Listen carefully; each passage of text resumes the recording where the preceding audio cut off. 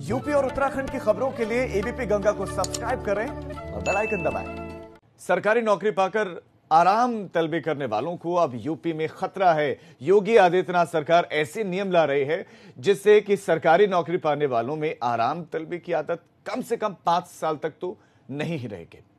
प्रदेश में अब सरकारी नौकरी पाने वालों को 5 साल के बाद भी मौलिक रूप से नियुक्ति देने की तैयारियां की जा रही हैं। योगी आदित्यनाथ सरकार अब सरकारी नौकरी में बड़े बदलाव की तैयारियों में है। उत्तर प्रदेश में अब नई नौकरी पाने वालों को 5 साल तक संविदा पर रखने की तैयारियां होंगी। अब इन 5 सालों के दौरान भी हर एक साल में 6-6 महीने में उनका मूल्यांकन किया जाएगा।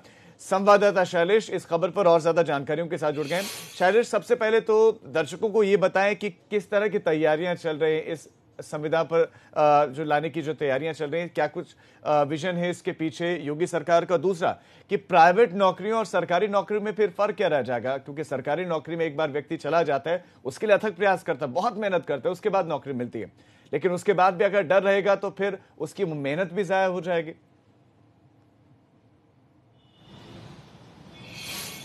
बिल्कुल निश्चित रूप से देखिए राजीव, पहले इस पूरे सिस्टम को हमें समझना होगा। देखिए, समूह ख और समूह ग की जो भर्तियां हैं उनमें इस व्यवस्था को लागू करने पर विचार हो रहा है। इन दोनों की अगर हम पदों की संख्या को देखें, जो 2019 में पद थे यहाँ उत्तर प्रदेश में, तो करीब 8.9 लाख 8,76,400 कुछ पद हैं जो उत्तर प्रदेश में है अभी इन दोनों समूह में।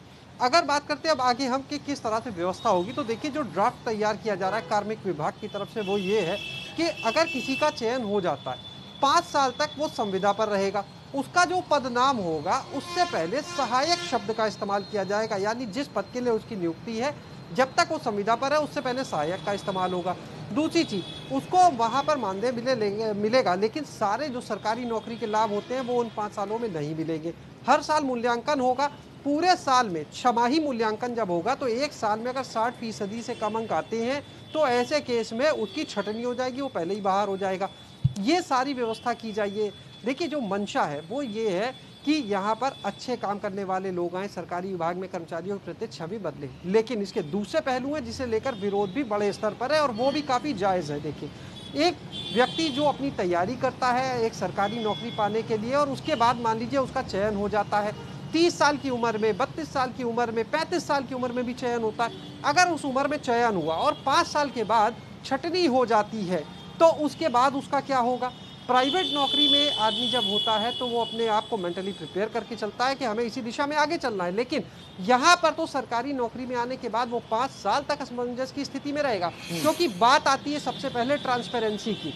सरकारी भर्तियों में गड़बड़ियों को लेकर कितनी बार विवाद सामने आए हैं। अभी हम शिक्षक भर्ती का एक उदाहरण ले लेते हैं कि शिक्षक भर्ती में किस तरह से फर्जीवाड़े सामने आए। कहीं ना कहीं सरकार की मंशा तो यह है कि गुणवत्ता युक्त जितने भी लोग हैं वो आए, सिस्टम का हिस्सा बने, काम करें, लेकिन दूसरी तरफ अब इसका विरोध भी शुरू हो गया है। शैलेश, आपका इस तमाम जानकारी के लिए धन्यवाद।